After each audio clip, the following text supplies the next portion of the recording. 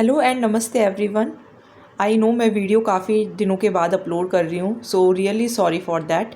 आज हम cost accounting का टॉपिक करेंगे, that is marginal costing and break even analysis.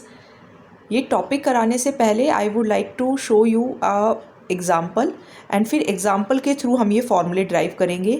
Obviously this is very useful for UGC NET commerce, but at the same time for the RPSC assistant professor and also for the RPSC या कोई भी commerce का exam है, PGT commerce, तो इसके लिए आपको useful रहेगा। ये जो भी कहानी यहाँ पर लिखी गई है we will read it later. पहले हम एक चार्ट देखेंगे जिसके थ्रू हम फॉर्मूला ड्राइव करेंगे। ठीक है, तो आइए देखते हैं सबसे पहले वो चार्ट मार्जिनल कॉस्टिंग का। तो ये बेसिकली वो चार्ट है। इस चार्ट के थ्रू आप फॉर्मूले वगैरह सब अपने आप ड्राइव कर सकते हैं। तो देखिए क्या है, आपको मार्जिनल कॉस्टिंग या मार्जिनल प्रॉफिट कैसे कैलकुलेट करना होता है। आपने कोई भी चीज़ सेल करी, सेलिंग प्राइस आपने लिख लिया। अब वो चीज़ बनाने में आपकी कॉस्ट लगी होगी जिसको कहा जाता है वेरिएबल कॉस्ट। जैसे कि आपने कोई मटेरियल यूज़ किया होगा, लेबर को पैसे दिए होंगे, वेरिएबल ओवरहेड्स आपने यूज़ किए होंगे। तो अब आप इनको ऐड कर लीजिए। तो जो सेलिंग प्राइस है, मान लीजिए किसी का सेलिंग प्राइस आपने रखा 50 रुपीज़। सो बेसिकली हमने क्या किया, we write down the selling price कि कोई चीज़ मान लीजिए 50 रुपीज़ की है, मटेरियल में उसकी कॉस्ट 10 लगी, लेबर में मान लीजिए 8 लगी, वेरिएबल ओवरहेड्स मान लीजिए 5 लगे। तो अब आप इसको ऐड करिए 10 + 8 + 5, यानी कि कितना हो गया 18 + 5 23। वो 23 इसमें से माइनस करेंगे तो आपके पास क्या आ जाएगा, कॉन्ट्रीब्यूशन पर यूनिट की एक यूनिट पे आपको कितनी बचत हुई, for example 27। Now the contribution per unit आ गया ये आपके पास। नंबर ऑफ़ यूनिट से आप क्या करिए, इसको मल्टीप्लाई कर लीजिए। मान लीजिए एक यूनिट पे आपको 27 बचे। मान लीजिए आपने टोटल यूनिट्स 5 सेल करी, तो फिर 27 को 5 से मल्टीप्लाई कर देंगे, कितना आ जाएगा, 5 × 7 = 35, 135 रुपीज़ का टोटल कॉन्ट्रीब्यूशन हो गया। अब उसके बाद देखिए, आपने ये तो वेरिएबल कॉस्ट हो गई, लेकिन कुछ फिक्स्ड कॉस्ट भी होगी कि भाई आपने वो चीज़ सब कुछ इस्टेब्लिश किया होगा, एक ऑर्गेनाइजेशन इस्टेब्लिश की होगी। तो जो फिक्स्ड कॉस्ट है वो और माइनस कर दीजिए। मान लीजिए फिक्स्ड कॉस्ट फॉर एग्जांपल 60 है, तो 60 और माइनस कर दिया, तो आपके पास क्या आया, प्रॉफिट। और अगर फिक्स्ड कॉस्ट ज़्यादा है, मान लीजिए 140, तो आपके पास क्या आया, लॉस आया। लॉस कितने का आया आपके पास, 5 का आया। 135 - 140 इज़ 5 लॉस। तो इस तरीके से हम ये करते हैं। अब यहीं से फॉर्मूले ड्राइव होंगे। इसके साथ साथ एक और आ जाते हैं। मान लीजिए आपके पास सेलिंग प्राइस नहीं गिवन है, आपके पास सेल्स की टोटल वैल्यू गिवन है, कोई बात नहीं। आपके पास डायरेक्ट मटेरियल्स की टोटल वैल्यू गिवन है, डायरेक्ट लेबर की टोटल वैल्यू गिवन है, वेरिएबल ओवरहेड्स की टोटल वैल्यू गिवन है। अगेन इसको वैल्यू लेना है। मान लीजिए ये आपका आ गया 5000 और ये आपके यूनिट से मल्टीप्लाई करके इन तीनों का टोटल फॉर एग्जांपल मान लीजिए आ गया 2000। तो अब 5000 में से 2000 माइनस किया तो अब टोटल कंट्रीब्यूशन आपका डायरेक्टली आ जाएगा 3000। मतलब अब यूनिट से मल्टीप्लाई नहीं करना, ऑलरेडी यूनिट से मल्टीप्लाई करके ही सेल्स और इसकी वैल्यू गिवन है। अब 3000 में से अगेन आप माइनस करेंगे फिक्स्ड कॉस्ट, तो आपके पास क्या आ जाएगा, प्रॉफिट। ठीक है, तो अब हमने क्या सीखा है, बेसिकली हम ये सीख रहे हैं कि कंट्रीब्यूशन में से जब हम फिक्स्ड कॉस्ट माइनस करते हैं तो हमारे पास प्रॉफिट आता है। तो अगर मान लीजिए आपको कंट्रीब्यूशन निकालना है तो आप कैसे निकालेंगे, ये प्रॉफिट है, फिक्स्ड कॉस्ट इधर माइनस है, उधर जाकर क्या हो जाएगा, प्लस। तो एक तो आपका ये फॉर्मूला हो गया कंट्रीब्यूशन का, profit plus fixed cost.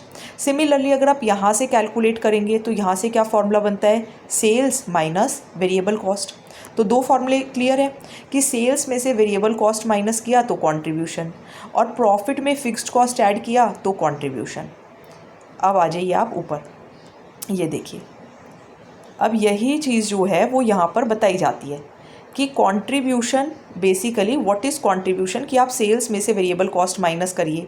Variable cost क्या है, आपने मटेरियल, लेबर, वेरिएबल ओवरहेड्स को यूज़ किया, तो एक तो फॉर्मूला ये हो गया।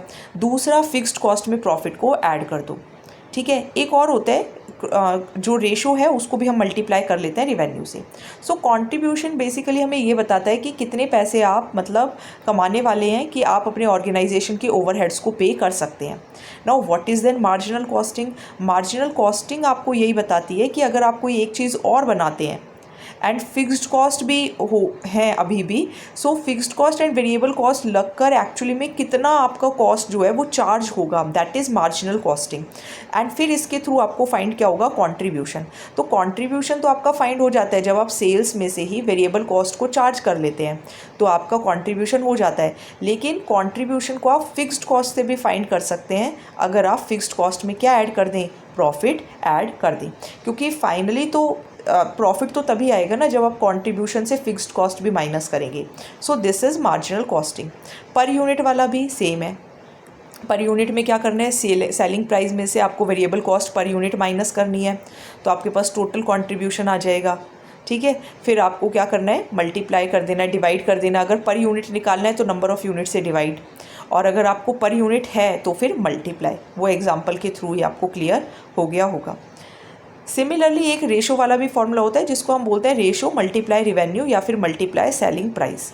तो ये देखेंगे हम। साथ में कंट्रीब्यूशन टू सेल्स रेशो का भी एक फॉर्मूला है। देखिए कंट्रीब्यूशन सेल्स रेशो एक इम्पॉर्टेंट टूल है, क्योंकि कोई भी फर्म है तो वो अपने प्रॉफिट को मैनेज करना चाहती है, प्रॉफिटेबिलिटी जानना चाहती है। इसी को हम कहते हैं पीवी रेशो या फिर मार्जिनल रेशो।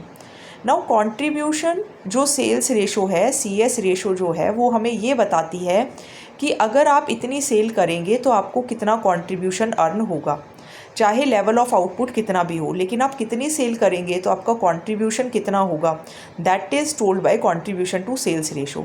और एक बात और, कंट्रीब्यूशन सेल्स रेशो हमेशा सेम रहती है, रेशो हमेशा सेम रहेगी चाहे सेल्स कितनी हो जाए, but C S ratio would be same. मतलब परसेंटेज के बेसिस पे, जैसे मान लीजिए 20% आ रहा है तो इसका मतलब जितनी सेल्स होगी उसका 20% वुड बी कंट्रीब्यूशन। तो रेशो सेम रहेगी, सेल्स की अमाउंट चेंज होगी तो कंट्रीब्यूशन आप चेंज कर करके निकाल सकते हैं। तो contribution by sales multiply 100 is formula, and अगर पर यूनिट है तो contribution per unit divided by selling price multiply 100।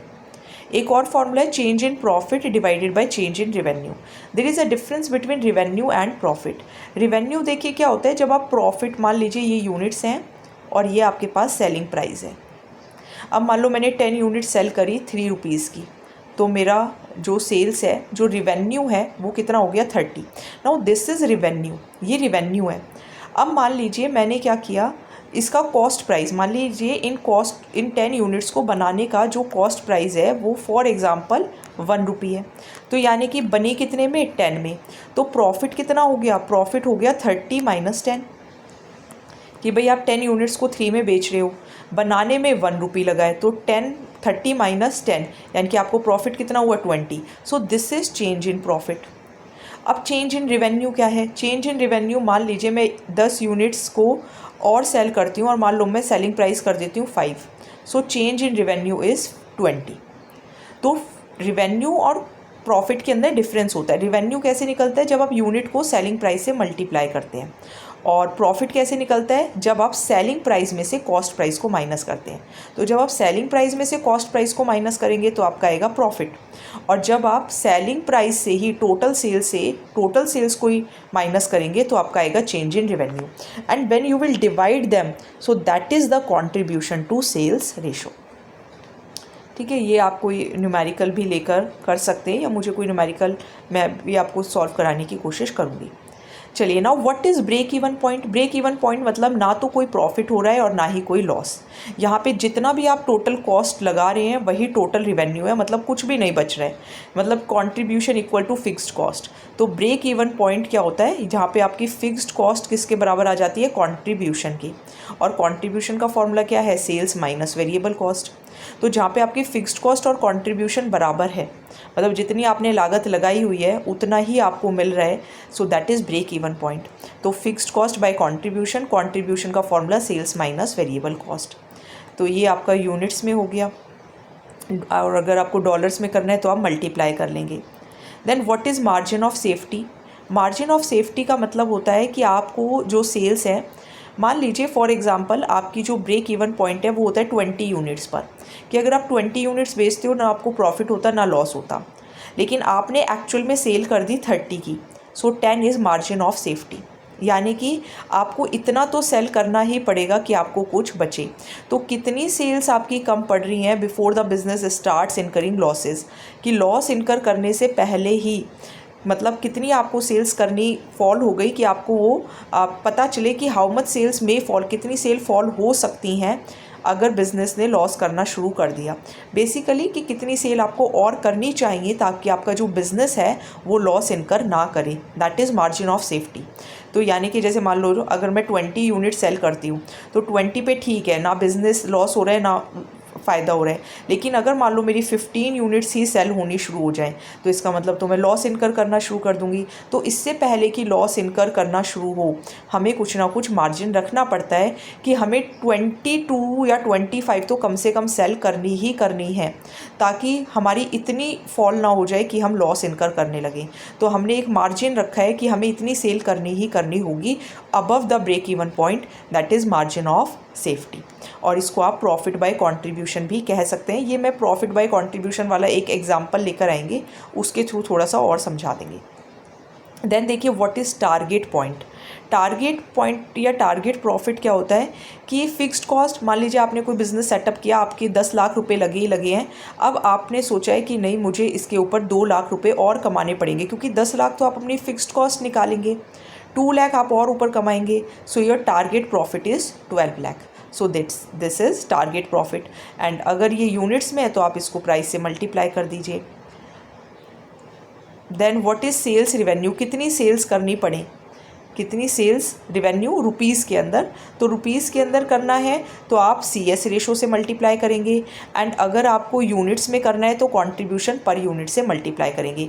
यानी कि फिक्स्ड कॉस्ट प्लस प्रॉफिट, इसको आप डिवाइड करेंगे कंट्रीब्यूशन से, तो आपको सेल्स पता चलेगी किस में, पर यूनिट करेंगे तो यूनिट्स में पता चलेगी।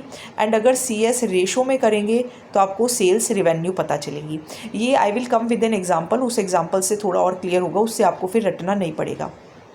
ये देखिए, now this is fixed cost. Fixed cost मतलब ये कॉस्ट तो लगेगी ही लगेगी, 10 रुपये तो आपके लग ही रहे मान लीजिए। अब आपने फिक्स्ड कॉस्ट में वेरिएबल कॉस्ट और लगा दी तो आपकी टोटल कॉस्ट हो गई 15। मान लीजिए आप जो सेल कर रहे हैं उससे आपको मिल रहे हैं 20 रुपये, तो 20 में और 15 में जो गैप है 5 इज़ प्रॉफिट। और इस पॉइंट पे क्या था, कॉस्ट तो लग रही है 15 और मान लो रिवेन्यू है यहाँ पे 10, तो यहाँ पे तो आप लॉस इनकर कर रहे हो। एंड ये होता है मार्जिन ऑफ सेफ्टी, कि ये ब्रेक इवन पॉइंट है, ना प्रॉफिट ना लॉस, इससे आपको कम से कम सेल्स इतनी करनी चाहिए, that is margin of safety. Now this is profit volume chart, कि हमें कितना प्रॉफिट वॉल्यूम चार्ट, कि कितनी अर्निंग्स जो हैं वो कंपनी करे अकॉर्डिंग टू द सेल्स, यानी कि प्रॉफिट वॉल्यूम की इतनी सेल होगी तो इतना प्रॉफिट होगा, that is the PV ratio.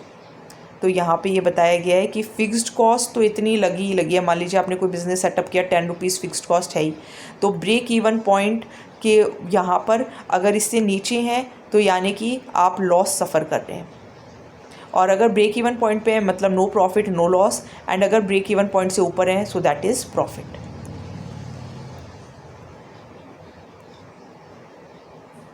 चलिए, तो अब आगे हम कल करेंगे। I will try to come with an example in tomorrow's video, and फिर हमारा ये जो कॉस्ट अकाउंटिंग के कॉन्सेप्ट्स हैं ये कवर हो जाएंगे। Thank you so much.